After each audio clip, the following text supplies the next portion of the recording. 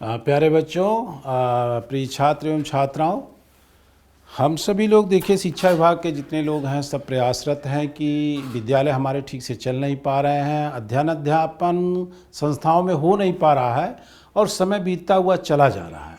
इसलिए जहां हम शिक्षक का एक पुनीत उत्तरदायित्व है कि हम किस प्रकार से अपनी शिक्षा व्यवस्था को संचालित करें, कैसे हम अपने छात्रों को अपना विषय पढ़ाने, वहीं ये सरकार भी हमारी इसके लिए पूरी तरह से गंभीर है, विभाग भी पूरी तरह से इसको लेके गंभीर है। और ये विभाग की तरफ से प्रयास भी किया गया कि क्यों न हम स्टूडियो में जाकर के ऑनलाइन क्लासों के माध्यम से घर बैठे अपने बच्चों को हम शिक्षा दें, जिससे वो घर बैठे अपने समय का सही सदुपयोग कर सकें और शिक्षा व्यवस्था को हम लोग आगे बढ़ा सकें। आशा नहीं, पूर्ण विश्वास है कि आप अपने घरों में स्वस्थ होंगे, खुश होंगे और जो सरकारी व्यवस्था आपके लिए दी गई है, जो शिक्षा विभाग के द्वारा शिक्षा के क्षेत्र में कार्य कर रहे लोगों के द्वारा ये व्यवस्था बना करके संचालित की जा रही है कि घर बैठे बच्चों को शिक्षा दी जाए, वो ऑनलाइन के माध्यम से शिक्षा व्यवस्था को जारी रखें, जिससे उनका समय का नुकसान न होने पावे, समय का सदुपयोग हो सके। उसी कड़ी में आज हम सभी लोग पुनः एक बार एकत्रित हुए हैं अपने विषय का अध्ययन करने के लिए। इसके पहले देखिए कक्षा द्वादश के बहुत सारे प्रकरणों पर रिपोर्टाज पढ़ाया गया, काव्य सौंदर्य के तत्व सभी रस छंद अलंकार आपको पढ़ाए गए। इसी कड़ी में एक जो हमारी दूसरी विधा है हिंदी गद्य साहित्य की, जिसको हम कहानी के नाम से जानते हैं। हमारी पाठ्यपुस्तक में जहाँ पर निबंध हैं, रिपोर्टाज हैं, संस्मरण हैं, डायरी हैं, पद्य हैं, काव्य सौंदर्य के तत्व हैं, नाटक हैं, वहीं पर कहानियाँ भी रखी गई हैं। चूँकि कहानियों के माध्यम से कहानी विधा लाई क्यों गई, तो कहानियों के माध्यम से सरलतापूर्वक भाव विचारात्मक उद्देश्य परक विषय वस्तु को छात्र के मन मस्तिष्क में इस प्रकार से आरोपित करने की चेष्टा की जाती है कहानीकारों के द्वारा, जो जीवन भर के लिए उसके मानव मस्तिष्क पर स्थिर हो जाए और उस उद्देश्य को, उस सीख को समझ ले, उस विषय वस्तु को ग्राह्य कर ले। यानी रोचक तरीके से, रोचकता पूर्वक विषय वस्तु प्रस्तुत करने की जो एक कला है वो कहानी कला है। भावात्मक ढंग से रोचकता पूर्वक जब लेखक कहानीकार पाठक के सामने अपने विषय वस्तु को रखता है और उसमें अधिक से अधिक, इसको परिभाषित करते हुए कहा गया है कि यह 2 से 3 पेज की होनी चाहिए और अधिक से अधिक इसमें 15 से 20 मिनट का समय लगना चाहिए। इसका उद्देश्य ऐसा होना चाहिए कि सहजतापूर्वक श्रोता, सहजतापूर्वक विद्यार्थी इस विषय वस्तु को सीख ले। तो उसी के अंतर्गत देखिए जो हमारे इंटरमीडिएट की पुस्तक में है, हमारे पाठ्य पुस्तक में, हमारे पाठ्य विषय में है, वो हिंदी की कथा भारती के अंतर्गत जिसको हम जानते हैं, कहानी से जिसको हम पहचानते हैं, वो एक कहानी है पंचलाइट। पंचलाइट शब्द अपने आप में ही देखिए कह रहा है कि पंच लाइट, यानी लाइटें 5 हैं, वहाँ ज़्यादा प्रकाश की बात की जा रही है। अन्य एक प्रकाश का एक उपकरण है, प्रकाश का एक उपकरण है जिसे पंचलाइट के नाम से जाना जा रहा है। इस प्रकरण को हम कथा साहित्य के अंतर्गत रखते हैं। अभी हमने आपसे चर्चा किया था कि इसको हम कहानी कहते हैं, इसको हम कथा कहते हैं। और आप जानते हैं कि कहानी और कथा बड़ी रोचक होती है। हम अपने बाल्यावस्था में भी अपनी बूढ़ी माँ से कहानियाँ सुना करते थे, कथाएँ सुना करते थे और उनको सुन करके हमारे हृदय में भी उस कहानी के अनुरूप ही भाव स्थिर हो जाता था, उन विचारों से हम प्रभावित हो जाते हैं। तो ये प्रकरण हमारा कथा साहित्य है, जो शीर्षक है इसका पंचलाइट है। अब इस पंचलाइट कहानी के जो लेखक हैं, इस कहानी का जो कहानीकार है, इस कहानी को जो कथा वस्तु देने वाला विद्वान है, उसका नाम है श्री फणीश्वर नाथ रेणु जी। अर्थात इस पंचलाइट कहानी के कहानीकार फणीश्वर नाथ रेणु जी हैं। जैसा कि हम सभी लोग जानते हैं कि हम कोई भी गद्य, कोई भी कहानी, कोई भी कथा, कोई भी काव्य जब पढ़ते हैं तो सबसे पहले हम उस काव्यकार के बारे में, उस कथाकार के बारे में, उस कहानीकार के बारे में जानने की कोशिश करते हैं और जानना भी चाहिए। इसीलिए आपकी पाठ्य पुस्तक में कोई भी जब पाठ दिया जाता है तो उसके पहले ही उस लेखक या कवि या कहानीकार का जीवन परिचय भी दे दिया जाता है। तो आइए देखें, हम लोग कथा पढ़ने से पहले एक सूक्ष्मतम दृष्टि हम इस कहानी के कहानीकार के ऊपर डालने की कोशिश करते हैं। हम कहानीकार के बारे में जानने की चेष्टा करते हैं, क्योंकि यह किसी भी काव्य की, किसी भी कहानी की, किसी भी लेखक की, किसी भी लेख की एक बड़ा महत्वपूर्ण भाग होता है। क्योंकि उस कहानी को कहने वाला जो कहानीकार है, उस लेख को लिखने वाला जो लेखक है, जैसी उसकी वैचारिक शक्ति होती है, जैसी उसकी भावात्मक शक्ति होती है, जैसी उसकी लेखन शैली होती है, उसी का प्रभाव उसके लेख पर पड़ता है। इसलिए हम पंचलाइट से पूर्व फणीश्वरनाथ रेणु जी का एक सूक्ष्मतम परिचय समय अभाव को रखते हुए ध्यान में यहाँ पर हम डालने की कोशिश करते हैं। फणीश्वरनाथ रेणु जी का जन्म 4 मार्च सन 1921 को 4 मार्च 1921 को औराही हिंगना बिहार में हुआ था। भारत देश का बिहार एक राज्य है और उस राज्य के इस स्थान पर 4 मार्च सन 1921 को फणीश्वरनाथ रेणु जी का जन्म हुआ था। शिक्षा के बारे में देखिए कि इनकी शिक्षा विराटनगर, मैट्रिक इन्होंने विराटनगर के आदर्श विद्यालय, विराटनगर एक स्थान है जो हमारा पड़ोसी राष्ट्र नेपाल है, नेपाल राष्ट्र में वो पढ़ता है, और वहाँ से इन्होंने मैट्रिक की परीक्षा पास की। उसके बाद इंटरमीडिएट, जानकारी आप रख लीजिए कि जिसको हम कहते हैं काशी हिंदू विश्वविद्यालय, तो काशी हिंदू विश्वविद्यालय जो वाराणसी में है, उसी कैंपस के अंतर्गत उससे ही संचालित होने वाला एक काशी हिंदू स्कूल भी है। तो उस काशी हिंदू स्कूल में से इन्होंने इंटरमीडिएट की परीक्षा पास की, आगे का अध्ययन किया। वहाँ पर इनकी जो लेखन शैली है वो वर्णनात्मक है, यानी किसी विषय वस्तु का जब हम पूरी तरह से वर्णन करते हैं तो वर्णनात्मक कहलाती है। लेकिन दूसरा जो इनके लिए सबसे महत्वपूर्ण बात है, यह देखिए, यही चीज़, ये जो आदर्श है वो फणीश्वरनाथ रेणु जी का है। यही जो आंचलिक सामाजिक यथार्थवाद, तीनों शब्द अपने आप में बड़े पारिभाषिक शब्द हैं, आंचलिक, सामाजिक और यथार्थवाद। यानी अंचल, अंचल मीन्स क्षेत्र, किसी क्षेत्र विशेष को लेकर के, किसी क्षेत्र विशेष की पूरी रीति रिवाज, परंपरा, आदर्श, मान्यताएं, परिपाटियां, शिक्षा, अशिक्षा, ज्ञान, अज्ञान, इन सारे विषय वस्तु को लेकर के उसी क्षेत्र विशेष का जब अध्ययन किया जाता है तो उसको आंचलिक कहते हैं। लेकिन वो जो आंचलिक विषय वस्तु है वो सामाजिक यथार्थवाद पर निर्भर होनी चाहिए। यही किसी लेखक की वास्तविक लेखनी होती है कि समाज का जब वो वास्तविक स्वरूप अपनी लेखनी के माध्यम से पाठक तक, श्रोता तक, दर्शक तक, समाज तक पहुंचाने की कोशिश कर लेता है तो वह सामाजिक यथार्थवाद लेखक के रूप में जाना जाता है। इनकी प्रमुख कृतियों में उपन्यास भी इन्होंने लिखा है। मैला आंचल, मैला आंचल फणीश्वरनाथ रेणु जी का बड़ा ही प्रसिद्ध उपन्यास है। आंचल का मतलब जैसे नारी के साड़ी रूपी परिधान में आंचल एक क्षेत्र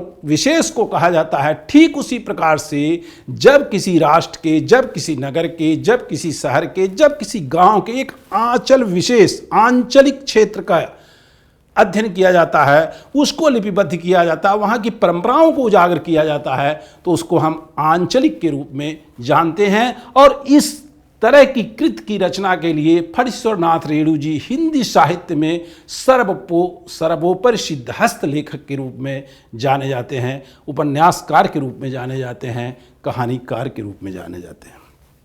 इनके द्वारा कुछ प्रमुख कहानियाँ भी लिखी गई, जैसे मारे गए गुलफाम, तीसरी कलम, आदिम रात्र की महक, लाल पान की बेगम, पंचलाइट, ये सब इनकी कुछ महत्वपूर्ण कहानियाँ हैं।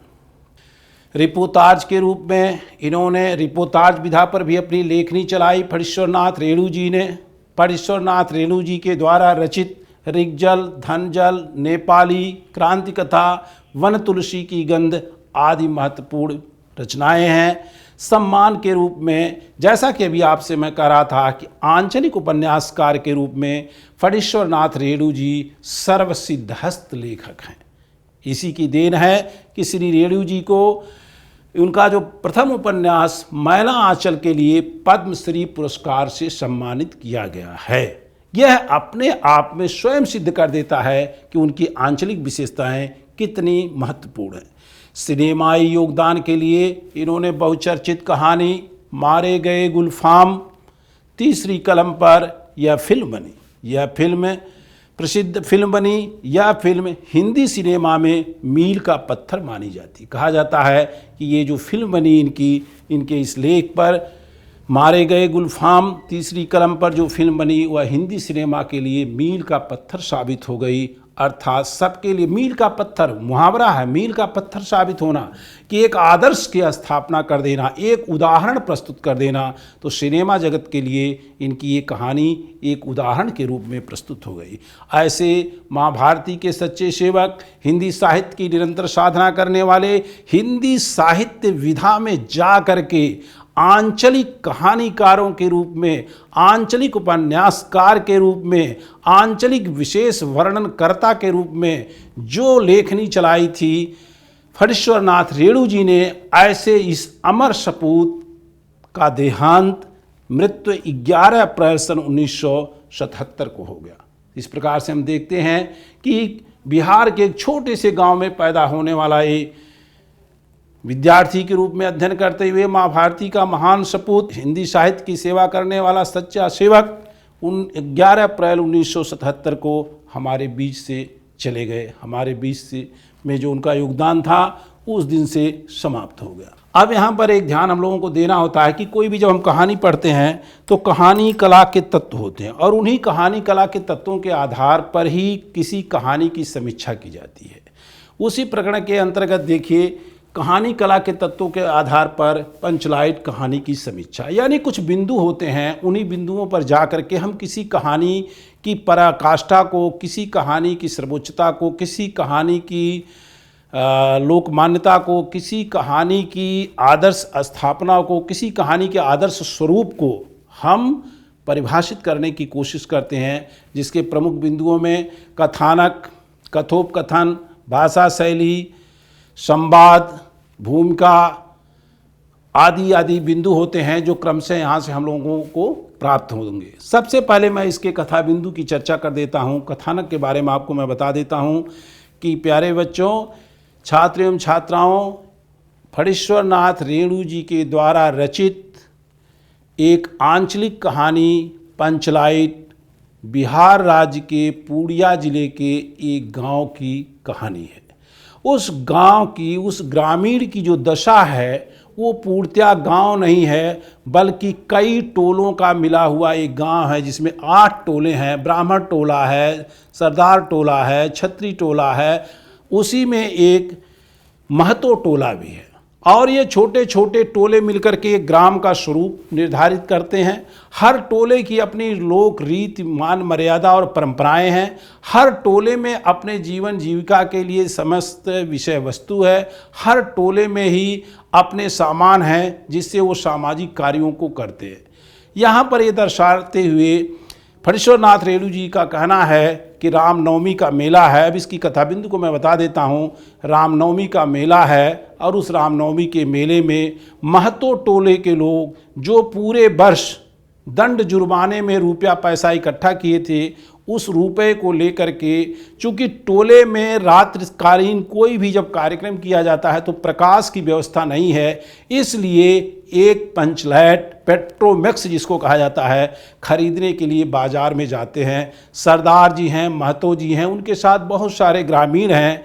लेकिन यहाँ पर फणीश्वर नाथ रेणु जी देखिए किस प्रकार से उन आंचलिक विषय वस्तु को उपस्थित करते हैं, वहाँ की पूरी दशा का एक सजीव स्वरूप ला करके जनमानस के सामने उपस्थित करते हैं। सबसे पहले तो गरीबी इतनी है कि एक प्रकाश की भी व्यवस्था नहीं है। उस प्रकाश की व्यवस्था करने के लिए उनको दंड जुर्माने से जो पैसा इकट्ठा होता है उससे वो जाते हैं। अशिक्षा किस प्रकार से है देखिए कि जब वो सामान खरीदने जाते हैं दुकानदार से, और हम वहाँ पर पढ़ते हैं तो देखते हैं कि सरदार जी कहते हैं कि हमें एक पेट्रोमैक्स चाहिए, ठीक प्रकार का पेट्रोमैक्स चाहिए। पेट्रोमैक्स जब दुकानदार दे देता है तभी उसके दुकान का जो नौकर है वो पेट्रोमैक्स का गत्ता, जो कैप है, उसको अलग रखता है। लेकिन सरदार जी कहते हैं कि हमें मूर्ख मत समझो, हमें वो कैप भी चाहिए, वो गत्ता भी चाहिए, वो बॉक्स भी चाहिए जिसके अंदर पेट्रोमैक्स को रखा गया। ये पेट्रोमैक्स अपना खरीद लेते हैं और पेट्रोमैक्स इतना भारी नहीं है। फणीश्वरनाथ रेणु जी यही वहाँ पर दर्शाना चाह रहे हैं कि पेट्रोमैक्स इतना वजन का नहीं है कि उसको हाथ में लेके न चला जाए। फिर भी सरदार जी उसको सर पे अपने रखते हैं, लाठी हाथ में लिए हुए बड़े गर्व से चलते हैं और ले करके उसको आते हैं। एक पेट्रोमैक्स जलाने के लिए क्या क्या सहायक उपकरणों की आवश्यकता होती है, एक पेट्रोमैक्स जलाया कैसे जाता है, इसकी भी जानकारी उनके पास नहीं है। ग्रामीण व्यंग की कैसी चर्चा वहाँ पर की गई है। देखिए, जब वो पेट्रोमैक्स अपना सर पे लेकर के आ रहे थे तभी रास्ते में उनके ब्राह्मण टोली के एक फुटंगी झा नाम के व्यक्ति हैं, वह उनसे मिलते हैं रास्ते में और पूछते हैं कि भाई ये लालटेन, ये प्रकाश का जो उपकरण है, इसे लेकर के कहाँ जा रहे हैं आप। वो इस पर व्यंग कसते हैं, उनके पंचलाइन उनको पेट्रोमैक्स नहीं कहते हैं। इस पर सरदार जी कहते हैं कि ब्राह्मण टोली के जो लोग हैं वो अपनी ढबरी को तो बिजली कहेंगे और दूसरे के पंचलाइट को वो लालटेन की उपाधि देते हैं, उसको एक अन्य प्रकाश उपकरण की उपाधि दे रहे हैं। तो इस प्रकार से जो ग्रामीण वातावरण का एक व्यंग्यात्मक स्वरूप है वह भी हमको देखने को मिलता है। उस जो दंड जुर्माने का पैसा था उस पैसे में से 10 रुपया बच गया है और फणीश्वरनाथ रेणु जी कितनी चतुराई से इस बात को कह रहे हैं। उस 10 रुपये से सरदार जी उसके पूजा पाठ का सामान लाते हैं और जब ले करके अपनी टोली में आते हैं तो गांव के सभी लोग, उस टोली के सभी लोग वहां पर इकट्ठा हो जाते हैं। बड़े उत्सव का माहौल हो जाता है कि आज शाम को पंचलाइट जलाई जाएगी, आज शाम को पेट्रोमैक्स जलाया जाएगा। उसी में देखिए एक चर्चा ये भी आती है कि वो अपने पत्नी को कहते हैं कि देखो यह एक मशीनी उपकरण है, यह एक नया वस्तु है, इसलिए शाम को बिना नेम टेम किए, नेम टेम शब्द का प्रयोग किया है, कितना ही ग्रामीण शब्दों का प्रयोग किया है, बिना नेम टेम के इसकी पूर्ति नहीं की जा सकती, इसको जलाया नहीं जा सकता। अंततः शाम को सभी लोग इकट्ठा होते हैं, पूजा पाठ होता है, उस पेट्रोमैक्स को जलाने की प्रक्रिया प्रारंभ की जाती है। कीर्तन मंडली के लोग आकर के बैठ जाते हैं और वहाँ कीर्तन करना चाहते हैं, लेकिन किसी को पेट्रोमैक्स जलाने की स्थिति का ज्ञान ही नहीं है। अंततः ये होता है कि पेट्रोमैक्स जलेगा कैसे। इसी बीच में उसके 2-3 पात्रों की यहाँ पर चर्चा होती है। एक महिला बैठी हुई है जिसका नाम है गुलरी काकी। गुलरी काकी की लड़की का नाम मुनरी था। मुनरी का प्रेम गोवर्धन नामक एक व्यक्ति से गोधन नाम के एक व्यक्ति से हो गया था। गोधन कुछ गलत हरकतें करता था, इसको लेकर के बिरादरी से उसका निष्कासन कर दिया गया था।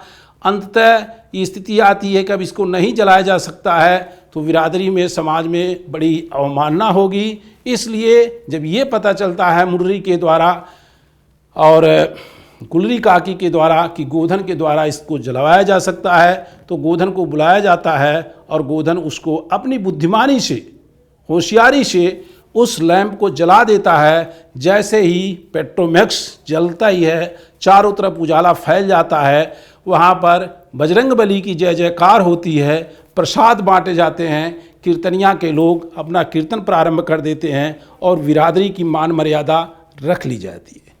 उस बिरादरी का, महतो टोला का जो सरदार है, वो सरदार कहता कि गोधन आज से तुम्हारी सारी गलती माफ़ हो गई और तुम अपना जो भी गीत गाते हो, सलम सलम के गाना गाते हो, उसे तुम गाओ और तुम्हारी सारी 7 खून माफ़ हो गए क्योंकि तुमने बिरादरी की मर्यादा रख दी।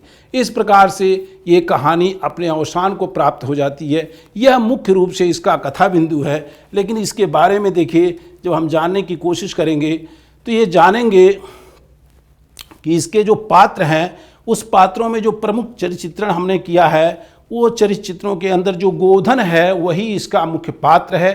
गोधन ये एक योग्य और निडर व्यक्ति है, बुद्धिमान व्यक्ति है और सामाजिक मर्यादाओं का पालन भी करने वाला व्यक्ति है, क्योंकि जब समाज उसको दंड देता है तो उसको स्वीकार करता है। निडर है कि अपने मन की बात रखता है, योग्य है कि चतुराई से अपने कार्य को संपन्न कर देना की कला उसके पास है। तभी वो पेट्रोमैक्स जला पाया, क्योंकि उसके बीच में एक बात आई थी कि उसमें स्पिरिट चाहिए, लेकिन स्पिरिट न होने के अभाव में भी वह गरी के तेल के सहारे उस पेट्रोमैक्स को जला देता है। इस प्रकार से इस कहानी का जो प्रमुख पात्र है वह गोधन है और गोधन के द्वारा ही ये कहानी अपने सुखांत स्वरूप को प्राप्त होती है। देश काल एवं वातावरण की जब चर्चा करेंगे इस टॉपिक के अंतर्गत आएंगे, तो देखिए जो देश काल वातावरण है वह देखिए पंचलाइट कहानी बिहार के ग्रामीण वातावरण के पाठकों के समझ की कहानी है। यानी बिहार के उस ग्रामीण वातावरण में कितनी अशिक्षा है, कितनी बेरोजगारी है, वहाँ का वातावरण कितना अशिक्षित है,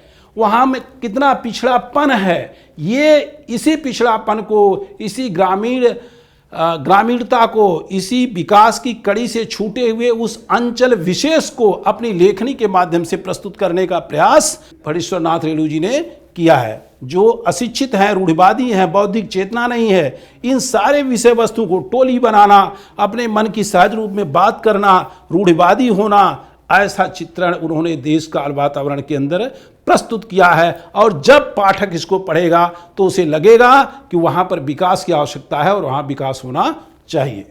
इसकी जो भाषा शैली है इस कहानी की भाषा शैली में हमको देशज शब्द, ग्रामीण शब्द पर्याप्त मात्रा में मिलते हैं। अंग्रेजी के बिगड़े हुए शब्दों का अशिक्षित लोगों के द्वारा प्रयोग किया जाता है, रोजमर्रा में बोले जाने वाले शब्दों का प्रयोग किया जाता है। और उन व्यक्तियों की सहजता, सरलता और भोलापन तो आप इससे देख सकते हैं कि जब पंचलाइट पेट्रोमैक्स जल जाता है तो वो महाबली की जय जयकार करते हैं। यानी ईश्वर में जो ये ग्रामीण की आस्था कूट कूट के भरी रहती है वह भी हमें यहाँ पर देखने को मिलता है। यह इनके भोलेपन और स्वच्छ हृदय को प्रदर्शित करता है।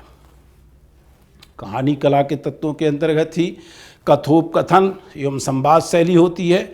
मतलब आपस में कहानी के अंतर्गत पात्र कैसे बात करते हैं, एक बात के ऊपर दूसरी बात कैसे रखी जाती है, इसका भी स्वरूप हमको स्पष्ट रूप से देखने को मिलता है। देखिए पंचलाइट कहानी का संवाद पूर्णतः वातावरण, पात्र एवं परिस्थिति के अनुकूल है। जैसा वातावरण है, वहाँ का एटमॉस्फियर है, अशिक्षित बेल्ट है, अशिक्षित जगह है, वहाँ पर पात्रों का वातावरण और उनकी आपसी बातचीत ठीक उसी प्रकार से होती है। क्योंकि संवाद में हमको देशज, तद्भव और क्षेत्रीय शब्दों की भरपूर मात्रा प्राप्त होती है। जैसे देखते नहीं पंचलाइट है बामन, जब वो कहता है कि क्या लेकर के जा रहे हो ब्राह्मण टोली का फुटंगी लाल, तो उस पर कहते हैं कि देखते नहीं हो पंचलाइट है बामन। टोली के लोग ऐसे ही ताव करते हैं। ताव शब्द देशज शब्द है। अपने घर की डिबरी को तो ये बिजली की बत्ती कहेंगे और दूसरे के पंचलाइट को यह लालटेन कहेंगे। यानी ढिबरी शब्द को आज के समय में अगर कहा जाए तो बच्चों समझना ही मुश्किल हो जाएगा। ढिबरी किसे कहते हैं? वो मिट्टी का एक पात्र होता था जिसमें हम दीपक जलाया करते थे। देशज एवं तद्भव शब्द तो प्रचुर मात्रा में विद्यमान हैं। जैसे भगतिया, पंचलाइट, आखर, डेढ़ बेड़, बाइकाट, पैकार, सन, किरासन, ये सब ऐसे शब्द हैं जो देशज शब्द हैं, गांव के शब्द हैं और गांव के क्षेत्र में इनका प्रयोग किया जाता है। इस प्रकार से फणीश्वर नाथ रेणु जी ये कोशिश करते हैं कि वहाँ की जो अशिक्षित वातावरण है उसको हम जनमानस के सामने लावें और जनमानस ऊपर विचार करें कि ऐसा भी क्षेत्र अगर भारत में है तो उसमें शिक्षित करने का उसको प्रयास किया जाए, वहाँ भी सभ्यता और शिक्षा का विकास होना चाहिए। अंततः हम देखते हैं कि इस कहानी का जो उद्देश्य यही, देखिए किसी भी साहित्य में कहानी क्यों लिखी गई, साहित्य लिखा क्यों जाता है, यह तो अपने आप में एक बड़ा ही महत्वपूर्ण विषय है। लेकिन इसका सीधा सा उत्तर है कि जन सामान्य तक सही बातों को पहुंचाने का जो उद्देश्य है उसी की पूर्ति के लिए साहित्य की रचना की जाती है। उसी के अंतर्गत यह कहानी जो लिखी गई इसका भी एक उद्देश्य है। इस कहानी के दो प्रमुख उद्देश्य स्पष्ट रूप से परिलक्षित होते हैं। फणीश्वर नाथ रेणु जी ने क्यों लिखा, क्यों जाकर के पूर्णिया जिले के उस गांव की घटना उन्होंने लिखा, क्या जरूरत थी? वो कहीं और की बातें लिख सकते थे, लेकिन नहीं, उनका उद्देश्य था। क्या उद्देश्य था? प्रथम अप्रत्यक्ष रूप से गांव सुधार एवं उत्थान के विषय इंगित करना। उन्होंने जब पूर्णिया की इस घटना का उदाहरण दिया, पूर्णिया के इस ग्रामीण सभ्यता को उन्होंने लिपिबद्ध किया, तो वहाँ पर विकास की बात आएगी कि नहीं, वहाँ का भी उत्थान होना चाहिए। द्वितीय आवश्यकता बड़े से बड़े रूढ़िगत संस्कार और परंपराओं को व्यर्थ साबित कर देती है। गोधन द्वारा पेट्रोमैक्स जलाने पर उनकी सभी गलतियां माफ़ कर दी जाती हैं और वह समाज उसको स्वीकार कर लेता है। तो अगर हमारे में अच्छाई है तो समाज कहीं न कहीं हमें स्वीकार भी करता है। यह दो उद्देश्य एक तो वहाँ पर शिक्षा और सभ्यता को विकसित किया जाए, दूसरा रूढ़िवादी परंपराओं को समाप्त किया जाए। इन्हीं दो उद्देश्यों का यहाँ पर हम स्वरूप देखते हैं, वही हमें परिलक्षित होते हैं। अंततः प्यारे बच्चों, ये जो कहानी है पंचलाइट, इस पंचलाइट के बारे में जो हमने आपको विस्तार से चर्चा किया, एक उसका कथा सारांश रखा आपके बीच में, कथानक रखा पूरी तरह से।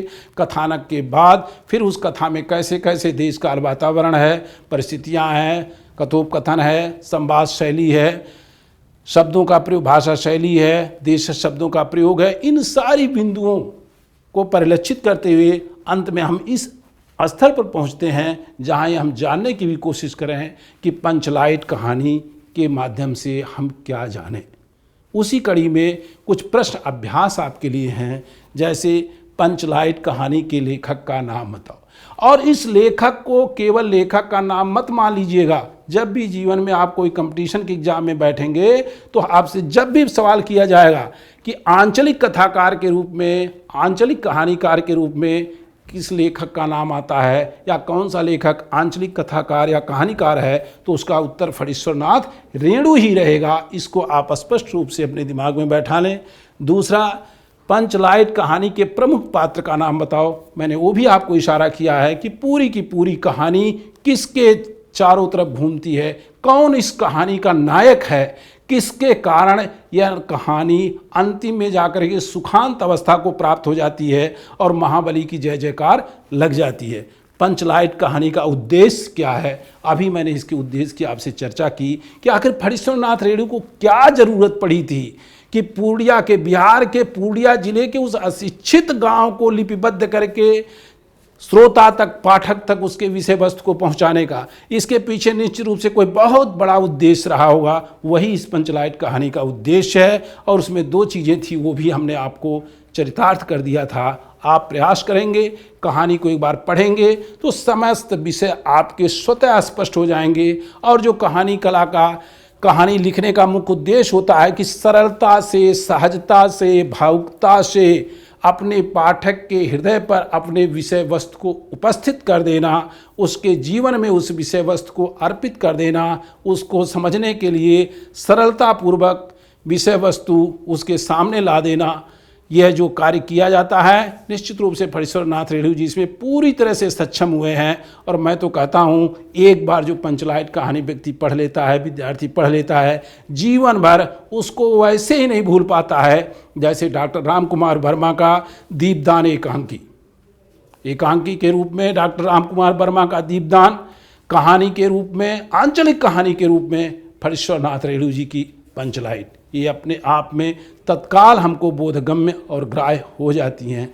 इस प्रकार से प्यारे बच्चों, मैं आशा नहीं पूर्ण विश्वास रखता हूँ कि निश्चित रूप से आपको इस कहानी के समस्त तत्वों की जानकारी हो जाएगी जब इसको आप अपने घर पर एक बार पुनः ध्यान से पढ़ेंगे। यहाँ का विषय वस्तु पूरी तरह से आपको ग्राह्य हो जाएगा और आगे आने वाली आगामी परीक्षाओं में कोई किसी प्रकार की आपको दिक्कत नहीं होगी। इसमें देखिए 2 या 3 तरह के प्रश्न पूछे जाते हैं। कहानी कला के तत्वों के आधार पर पंचलाइट की समीक्षा करिए, या पंचलाइट के प्रमुख पात्र का चरित्र चित्रण करिए, या पंचलाइट कहानी के कथा बिंदु को सारांश करते हुए या कथानक को संक्षिप्त रूप से अपने विचारों से लिखिए, अपने भाव में लिखिए, अपनी शैली में लिखिए। यानी या तो कथानक पूछा जाएगा, कथा बिंदु, या पात्र एवं चरित्र चित्रण, या फिर कहानी कला के तत्वों के आधार पर पंचलाइट की समीक्षा। यही 3 प्रकार के प्रश्न आते हैं। तीनों उत्तर आपके इसमें बन जाएंगे और निश्चित रूप से आप इसको समझ जाएंगे यदि आप इसको सावधानी से एक बार पढ़ लेंगे। बहुत बहुत धन्यवाद।